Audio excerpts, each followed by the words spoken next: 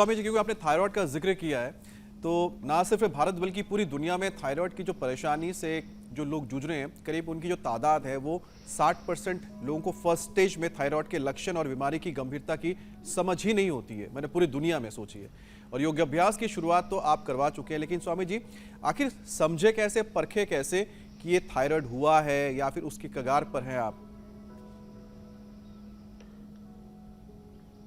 अचानक वेट घटने लगे, अचानक वेट बढ़ने लगे, थोड़े चक्कर आने लगे, कमजोरी लगने लगे, हार्ट की पल्पिटेशन बहुत हाई होने लगे, दिल में घबराहट होने लगे। इसका हार्ट पर भी बहुत बुरा असर पड़ता है, इससे वेट पर बहुत बुरा असर पड़ता है, ब्रेन और नर्वस सिस्टम पर इसका बहुत बुरा असर पड़ता है। तो जब अचानक वेट घटने लगे या बढ़ने लगे, जैसे माता कह रही थी कि मेरा वजन तो कम ही नहीं हो रहा था, यहां आकर के थायराइड तो ठीक हुआ ही सो हुआ, जो वेट स्टक हो गया था। और वेट बहुत उपाय करने के बाद, उपवास करने के बाद भी, एक्सरसाइज करने के बाद भी, डाइट कंट्रोल करने के बावजूद भी वेट ना घटे तो समझ लो थायराइड की प्रॉब्लम है। तो कितनों का वेट बढ़ा था थायराइड के कारण से, हाथ उठाना। इतनों का वेट बढ़ा था और कितनों का घटा था, इसका घटा था, 1 2 का घटा, 3 का, बाकी का बढ़ा। और ये गुड़िया का तो है, सुकन्या का तो कितना हो गया बेटा? नहीं, कितना वजन हो गया था? 90 तक पहुंच गया। कब हुआ सुकन्या थायराइड की प्रॉब्लम? 4 years back। 4 साल पहले हुआ और 90 पर पहुंच गई। और उम्र कितनी बाबू? 32 की उम्र में। और तुम्हारा घटने लगा बाबू, उसको देना, वो दूसरी गुड़िया। अब इसमें हम ये एलोवेरा और हल्दी, अमरूद, इसके पत्तों का गरारा कराते हैं। जी बेटा। जी बाबा जी, मुझे हाइपर थायराइड हो गया था। हाँ। और ग्रेव्स डिजीज बोल रहे थे सर्जरी के लिए। मेरा वेट भी घटने लगा था और इसमें गोइटर भी हो गया था। गोइटर भी हो गया था, मोटा गला भी, गलगंड बढ़ जाता है। तो उसके लिए मैं यहाँ हूँ और मेरा ये कम हो गया गोइटर। ये कम हो गया। चलो भाई, गुड़िया का क्या नाम बेटा? अस्मिता राय। अस्मिता की अस्मिता बच गई, नहीं तो अस्मिता ही मिट जाती इसकी। और वजन अब कंट्रोल है यहाँ पे। वजन कंट्रोल है का वजन ये हाइपर हो जाता है, इसको ज्यादा एक्टिव हो गया तो घटने लगा। हाइपो हाइपर दोनों ही ठीक होता है। तो अस्मिता और सुकन्या दोनों लाइव एग्जांपल है, छोटी बेटियां हैं। और इस थायराइड का असर आंखों पर भी आता है, थायराइड का असर मेमोरी पर भी आता है, थकान बहुत जल्दी होने लगती है। है ना बेटा? होती थी। तो ये लक्षण है मेरे भाई, आपको लाइव एग्जांपल्स के साथ बता दिया। और इसको मिटाने के लिए अब वजन बढ़ गया है तो ये अभ्यास कराते हैं, 5-7 अभ्यास। त्रिकोणासन, चक्रियासन, भुजंगासन, सलभासन, अर्धलासन, पाद वृत्तासन, द्विचक्रिकासन। 7 अभ्यास तो हम ये वेट घटाने के लिए जो है वेट जिनका को घटाना है, और बढ़ाने के लिए फिर दंड लगाएंगे, भुजंगासन करेंगे और सूर्य नमस्कार करेंगे तो बढ़ा भी देंगे। और दूध में अश्वगंधा, शतावर, सफेद मूसली, थोड़ा शिलाजीत ये डाल करके ले लेंगे, आप फोल आदि बन जाएंगे सब। और तो किसी को भी थायराइड के जो मेन बातें हैं वो बता दिए। थायराइड के दौरान किसी को भी वजन घटने या बढ़ने का सिम्टम हो स्वामी जी, तो उससे निजात मिलेगी। लेकिन स्वामी जी, थायराइड ग्लैंड को मेटाबॉलिक मैनेजर भी कहते हैं, और यही वजह है कि शरीर में तमाम परेशानियां जो शुरू होती हैं वो लोगों को काफी कष्ट देती हैं। सबसे पहले पाचन की बात करते हैं, क्योंकि अक्सर पाचन गड़बड़ होता है, नतीजा थायराइड के मरीज मोटे होने लगते हैं। तो थायराइड बैलेंस रहे, इसके साथ साथ बॉडी वेट को कैसे बैलेंस करें, हालांकि आपने योगाभ्यास की तो शुरुआत कराई दी है, पूरा पैकेज बता दीजिए। पाचन भी अच्छा रहे, थायराइड भी बैलेंस्ड रहे।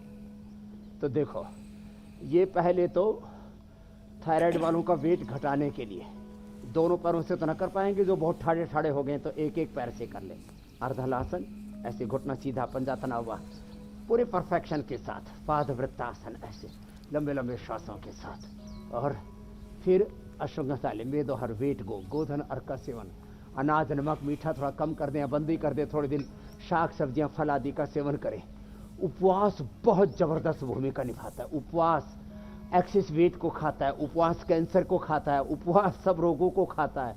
ये बीपी शुगर को मिटाता है, ये सारे रोगों को मिटाता है, विकारों को खाता है, रोगों को विकारों को खा जाता है। उपवास और उपासना हमारे तन मन को आत्मा को शुद्ध पवित्र बना देते हैं। तो देखो, तो ये मेटाबॉलिज्म के लिए भी, वेट के लिए भी, वेट का पूरा पैकेज हो गया।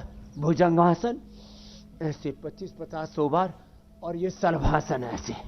और जो अंडर वेट हैं उनके लिए ये तो ये दंड ऐसे मैं ये 100 बार तक करवा देता हूँ, 5 ही मिनट में 100 बार हो जाता है ये। और एक अंडर वेट जो हो गए उनके लिए मैं बताता हूँ सूर्य नमस्कार।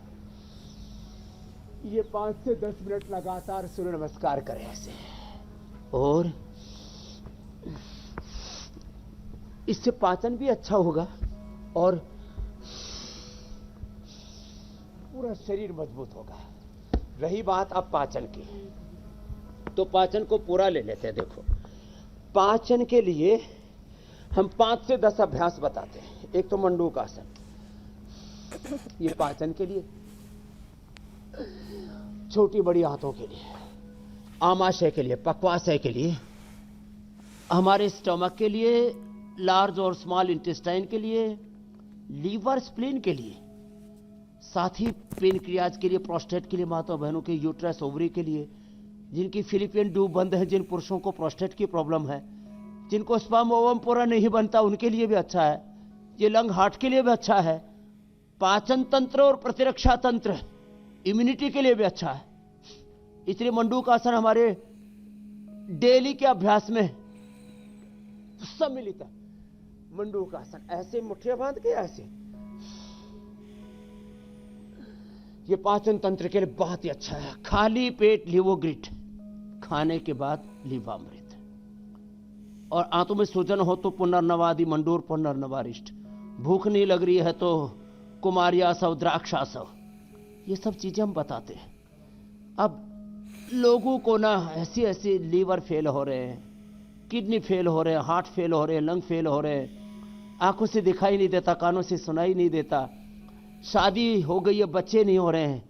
इन सब बातों के लिए हम रोज छोटे छोटे उपाय बताते हैं। कल मैं कोलकाता में था, वहां सब बोले जी हम सुबह सुबह इंडिया टीवी देखते हैं, बड़े बड़े ऑफिसर्स की पत्नी, कोई ऐसी क्लास नहीं है, middle class, upper middle class, मान पीएमओ से लेकर के प्रेसिडेंट हाउस तक, सीएम पीएम सब सुबह इंडिया टीवी लगाते हैं, हमारे साथ साथ योग करते हैं। 99% जो भी थोड़े भी स्वास्थ्य के प्रति, हेल्थ के प्रति जागरूक हैं, हमारे साथ रोज योगाभ्यास करते हैं। और अब हमने ठानी है घर घर तक योग के साथ साथ आयुर्वेद को भी पहुंचाना है, और इस देश को सभी प्रकार के रोगों से हमें मुक्ति दिलानी है।